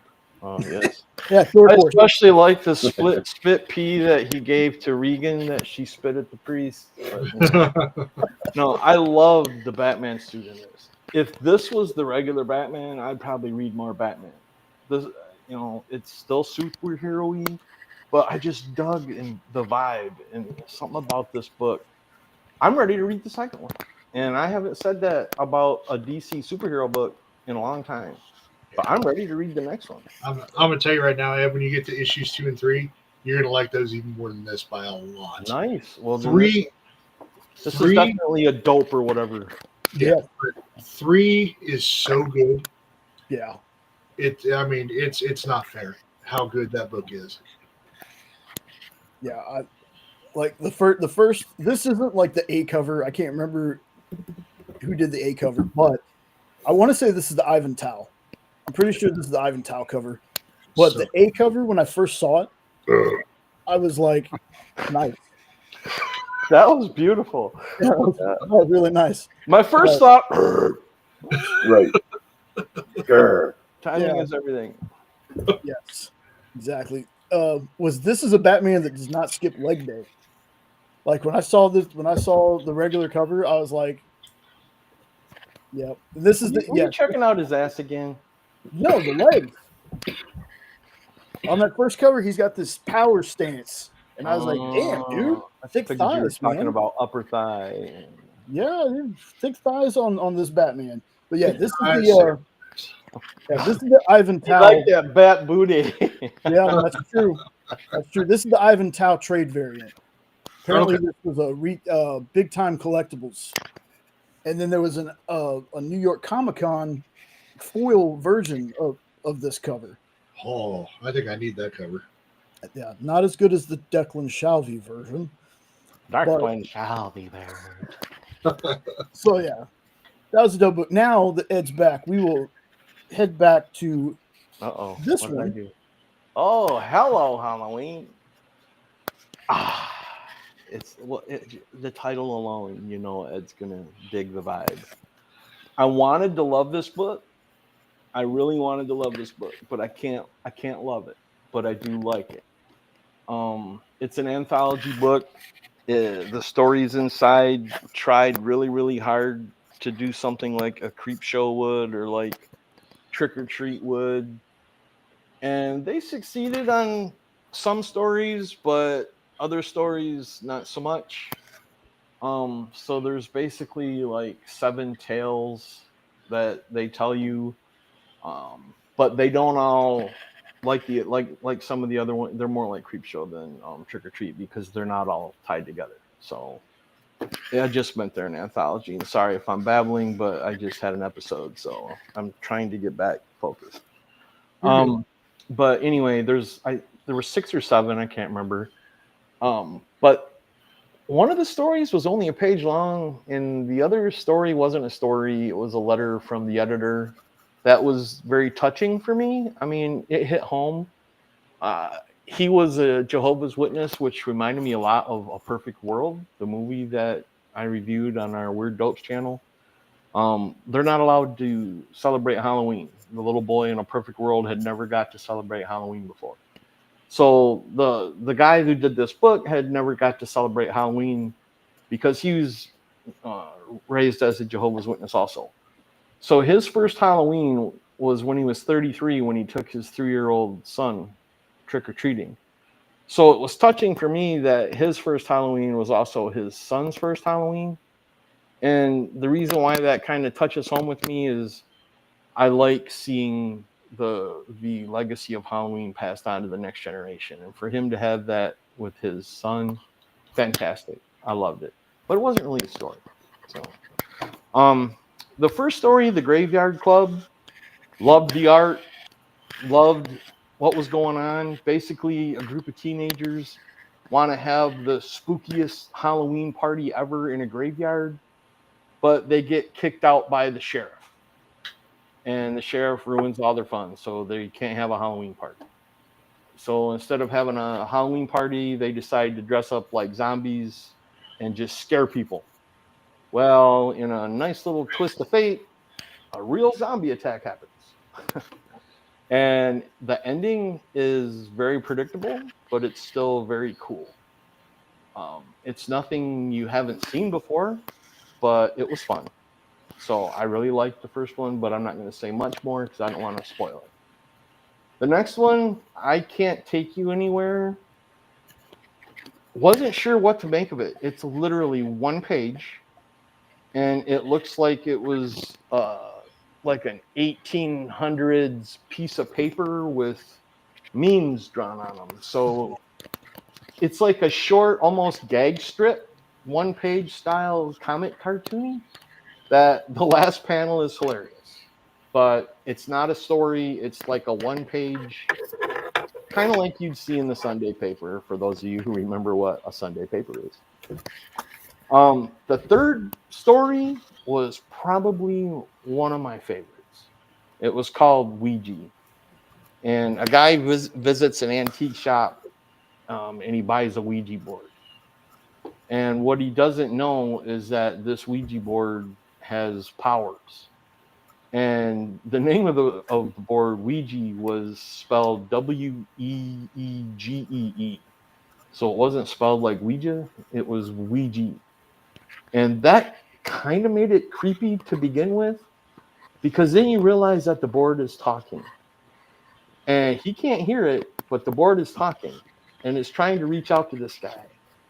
And so the guy buys it, and he starts unleashing some horrifying scenes that he doesn't know that's going on from the spirits that are in the Ouija board.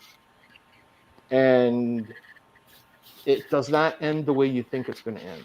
because, well, I don't want to say anymore. I don't want to ruin it. Did I say too much, guys, or should I keep going? No, you're good. You're good, but don't give away the ending of that one. Yeah, I'm not going to give away the ending, but it's not what you thought it was. Yeah. But it's very cool. Johnny Pumpkinhead, a lot of fun. That was the next story. Why was it a lot of fun? I love Pumpkinheads.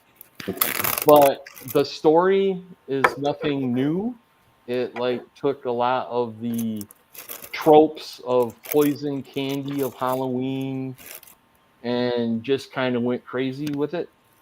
So basically, Johnny Pumpkinhead is going to give this huge cash prize to anybody who can eat all this candy, but there's something nefarious about the candy. And it's kind of like Halloween 3, but replace masks with candy.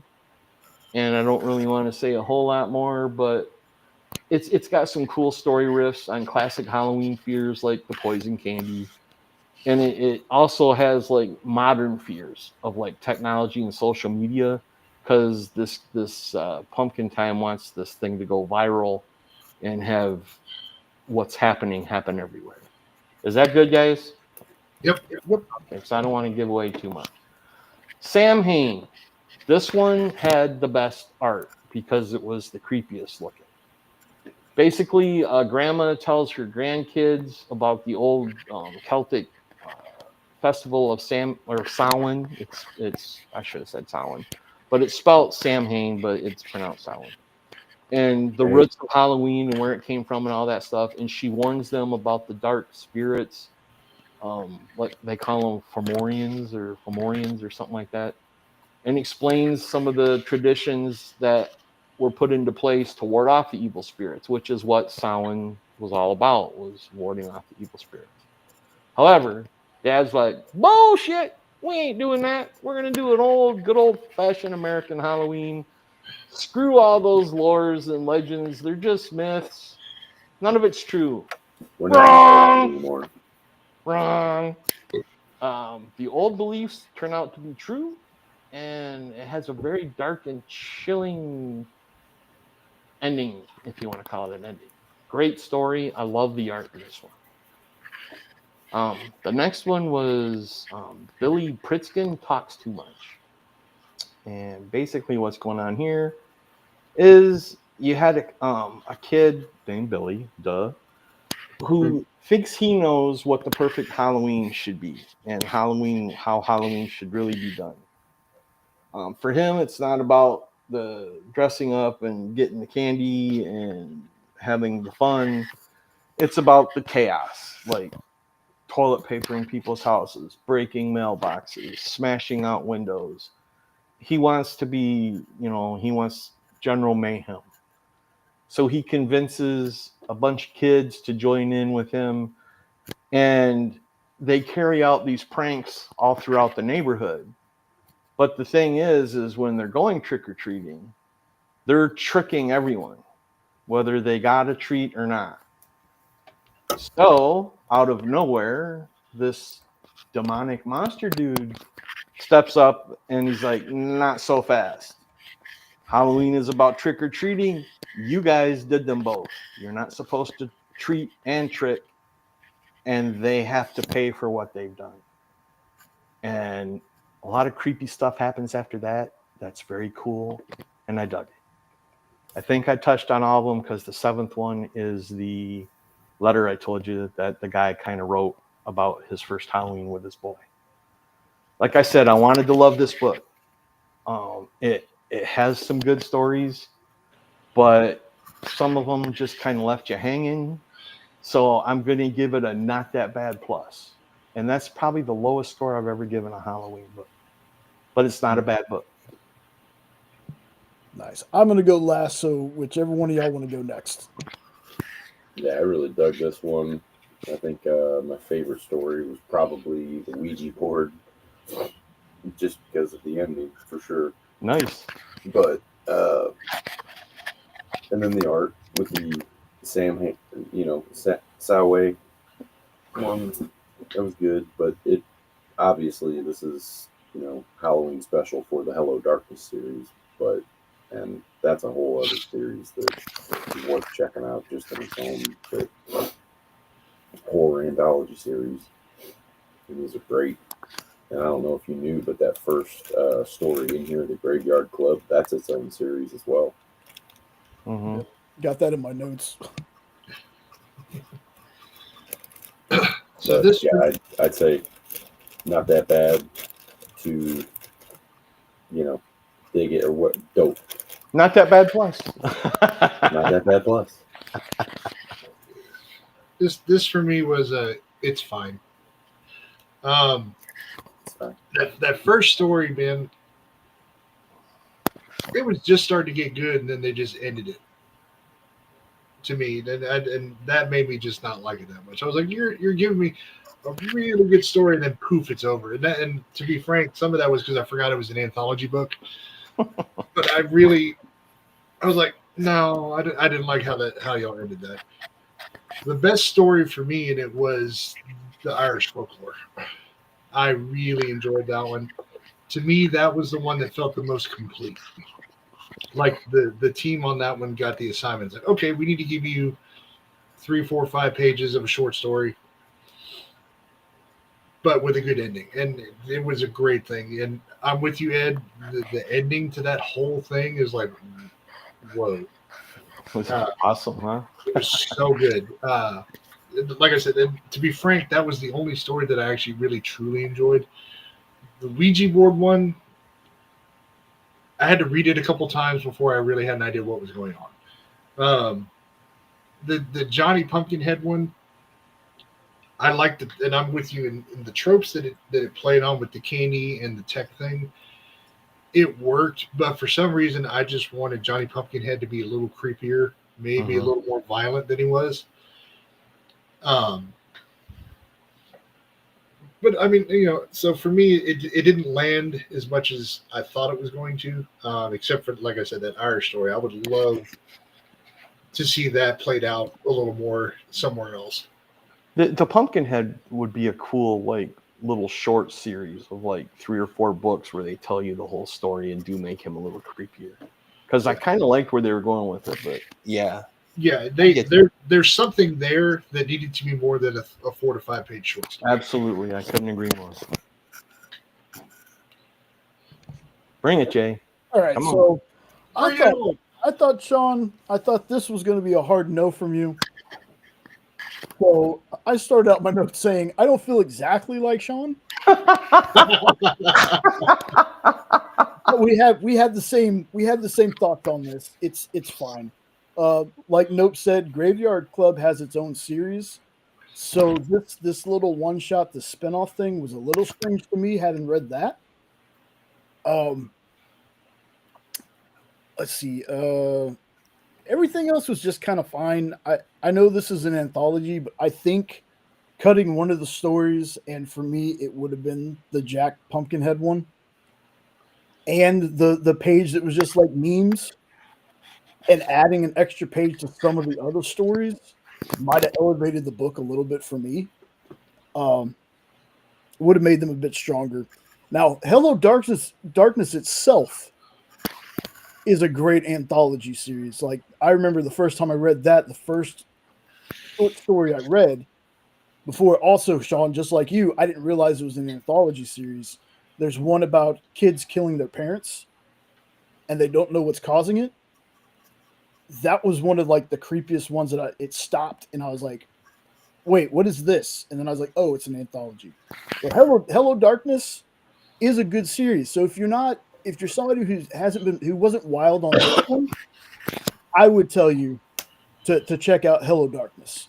They even had, like how this one has the Graveyard Club, which is it's like I said, its own series. There was one of these that actually had a Something Is Killing the Children's story in it. Mm-hmm. So it kind of borrows from different Boom titles too, along with like original short stories. Yeah, and they fluctuate through the writers too. Every single issue has, like a new series of 5 or 6 writers on it. Yeah, artists and everything. So there was 3 of these that I dig though. The Ouija board, I really dug that one. Again, the Irish folklore tale. If you can get past the art, because I know the art isn't for everyone. If you can find Comics Tribe and then Emily Was Gone, definitely check that one out because it had kind of some of those vibes to me, except that's a little more Scottish folklore with like Bonnie. I can't remember the character's name now, but it's called And Then Emily Was Gone. And the Patrick Says Too Much. That one was, the ending of that one was so surprising because they tricked me a little bit, and I thought that there was one kid running away and a hand was reaching for his mask, and I thought something completely different was going to happen, and something completely did happen. Completely different did happen. They got his mask. Yeah, and I was like, "Oh crap!" Yeah. Oh crap! Okay. Yeah, The ending of it is what stuck with me the most. Yeah. The very end of that book. The weird thing with that story was I wasn't interested in that story at all until that moment in the hour. With that was, and then all of a sudden it was like, okay, that's a chilling ending. And then you can imagine the follow-up story of the damage mentally to that kid. Yeah. Oh, he'll be fine. I will tell you this, for me, after reading it, I was like, this is a better Weapons for Ed. You're not wrong. You are not wrong, because I did not like Weapons. All right. So that's the conclusion of all the books we read together.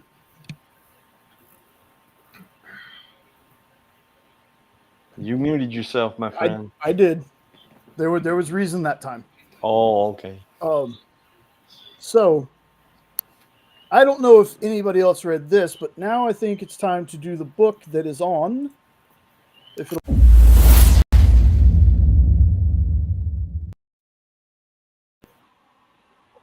Skin Police. This is the one that I've been Big B won. So I read all of it. It was only 4 issues, and when I finished the 4 issues, I had to find Skin Police 2 because, spoiler alert, this one ends on a cliffhanger. I had to read the other ones. Apparently, there's still another one coming out. I think there's only 3 issues on Skin Police 2. I was very confused when I read the first issue. And the reason I was confused is I mistook what you said, Ed. Oh, okay. When you said people popped, I was expecting people to like blow up. Oh, okay.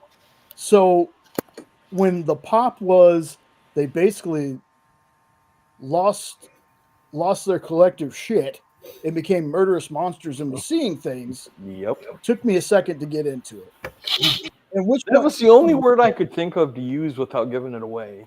I got you. It's just when people weren't popping, I was like, okay, so they go crazy. They kill people around them. They see demons and stuff like that.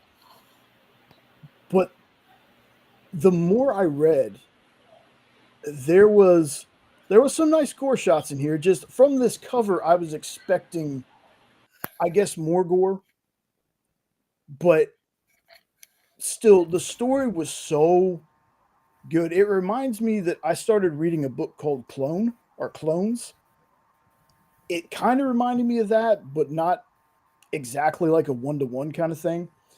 But the more I got into the story, I was like, okay. I got done with issue 2. I was like, better read issue 3. Got done with issue 3. I was like, well, how are they going to solve that in 4? Then I get to the end of 4, and I was just like, man, there is just, it's basically duplicates. It reminds me a lot of, and it's been forever since I've seen it, but it reminds me of Blade Runner a little bit with replicants.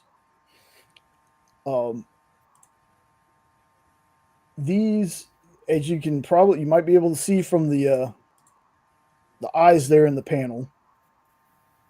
These are something happened. Like I don't want to give too much of it away, so it's going to be super vague, y'all. Just letting you know. Something happens, and the world needs to repopulate, or something. Like people can't have children the natural way, or something like that, or some certain people can't have children. That part of it was a little bit confusing for me, but they have these where you could have a duplicate baby and you can raise it, but there's a time limit on when this can happen to them. And there's a lot of themes going through here. It's very, the good guys aren't always the good guys, the bad guys aren't always the bad guys. And don't trust government stuff in this book. But nothing so much to where you're like, it's preachy. It's not like a preachy book by any means. But yeah, so you have the DIC, which I think is pronounced Deek, but more than likely it's Dick. But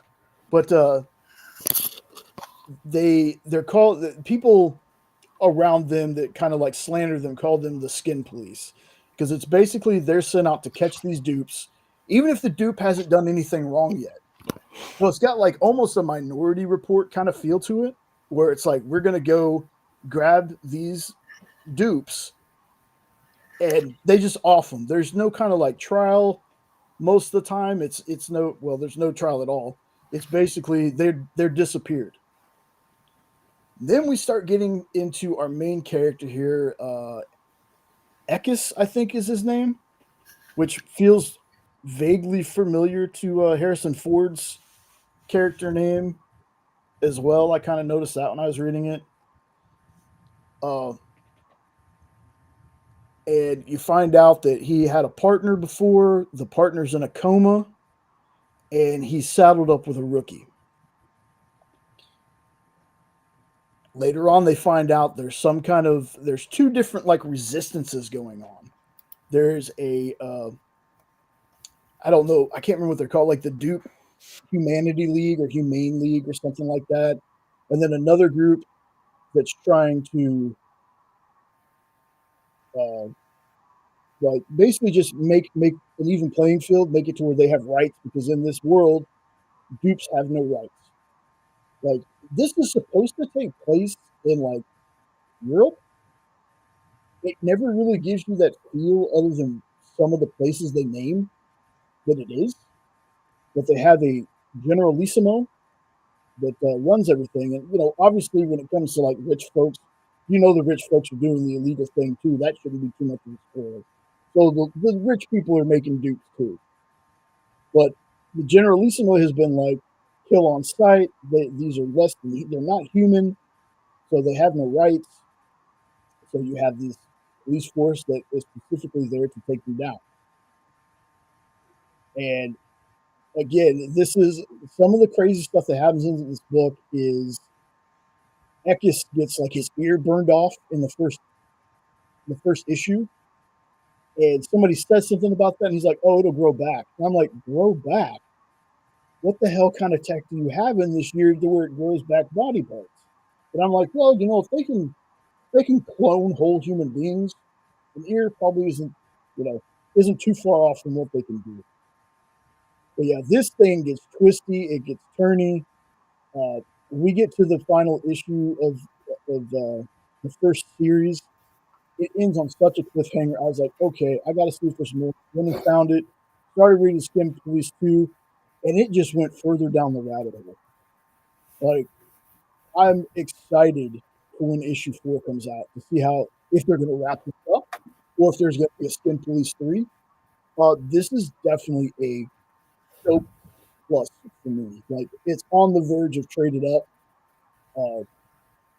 But if you're into sci-fi, if you're a fan of Blade Runner, but want a little more action than the Blade Runner comics have, and you just want to see people go nuts and see demons and hear voices and just murk everybody around them, this is definitely one to go.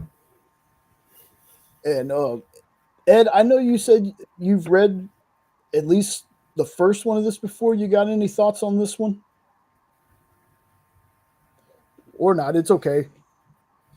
He might be muted. He might be busy. I'll come back to him.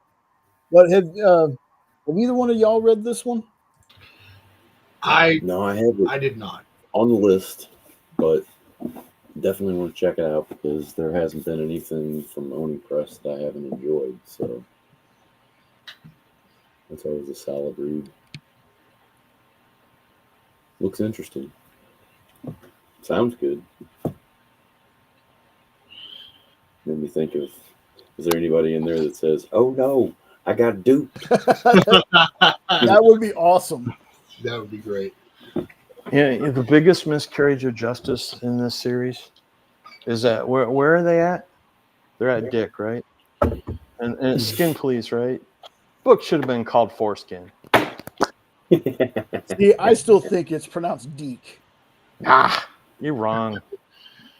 All right, before we dive in, I'm gonna jet so we can go get stuff to make dinner. I had a blast with this, guys.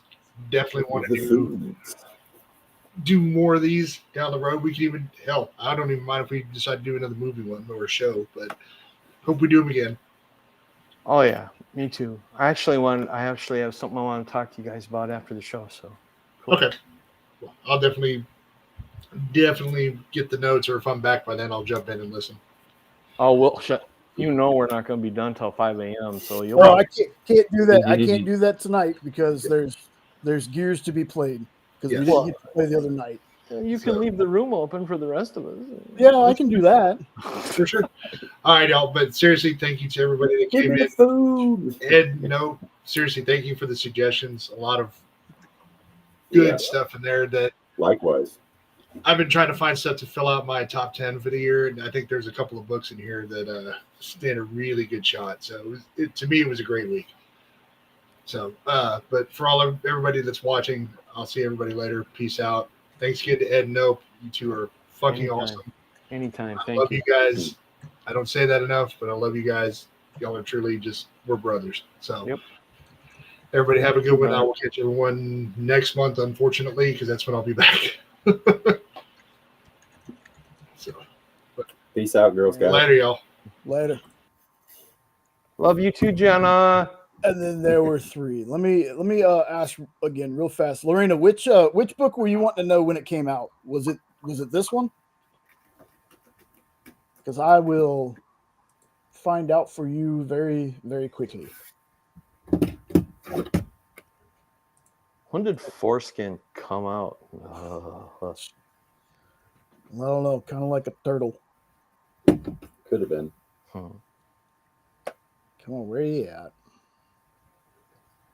1847. Is correct. Skin Police.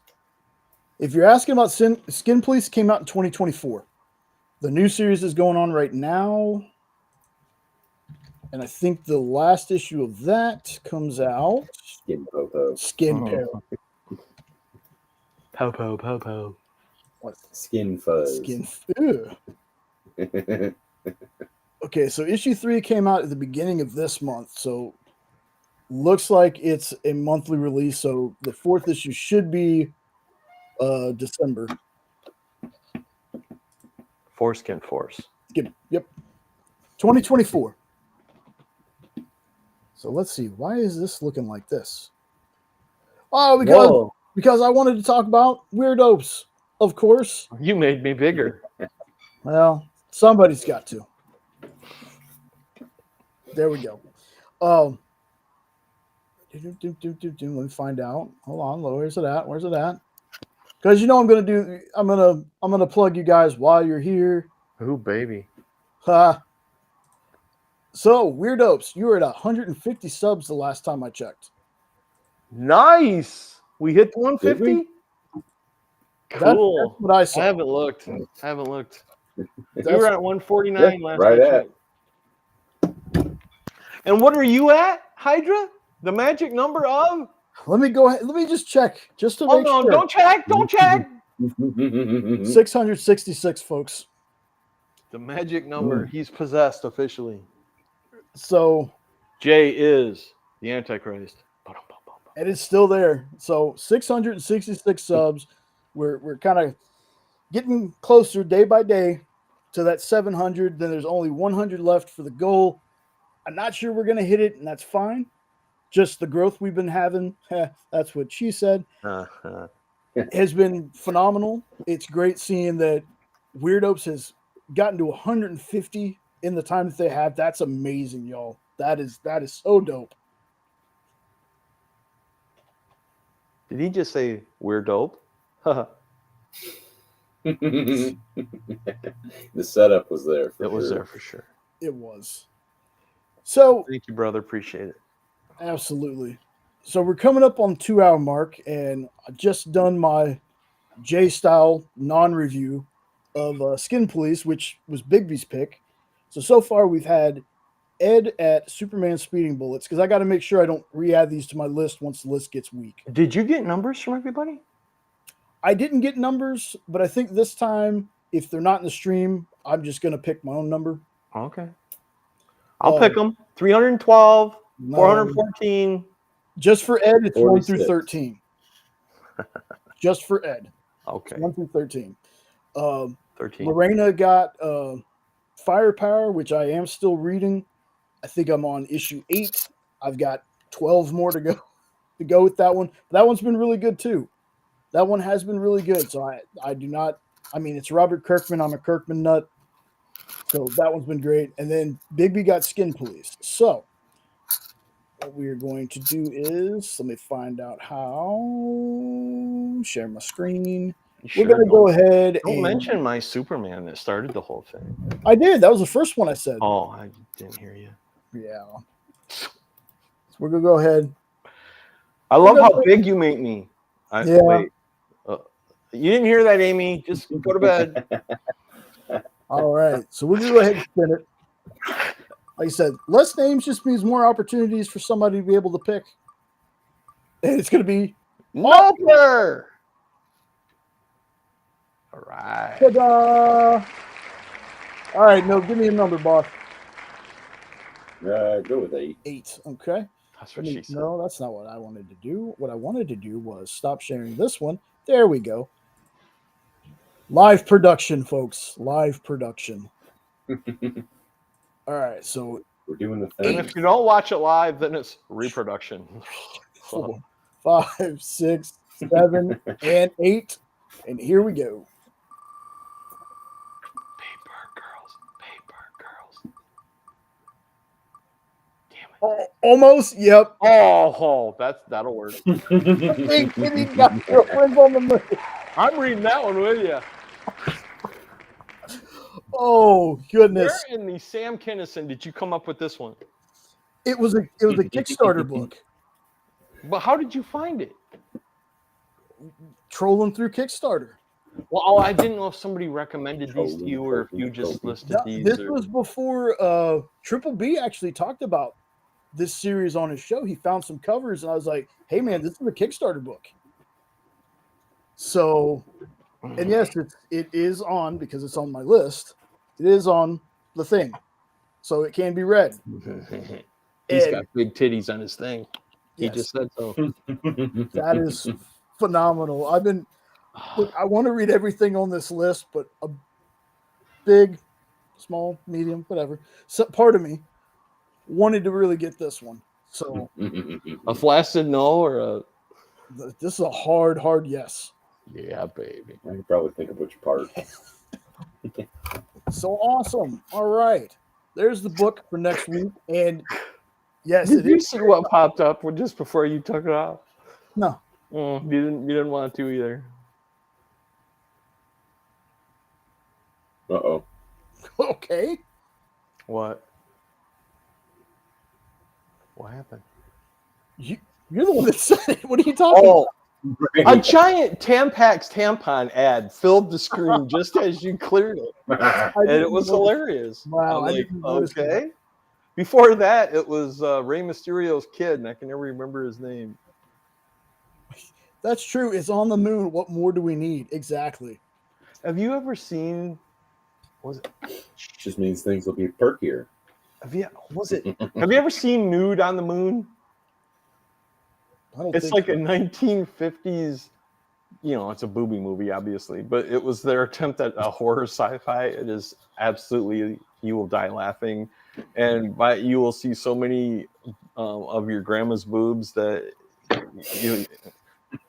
Oh, it's from 1950. I mean, they're all dead by now, or your grandpas or something.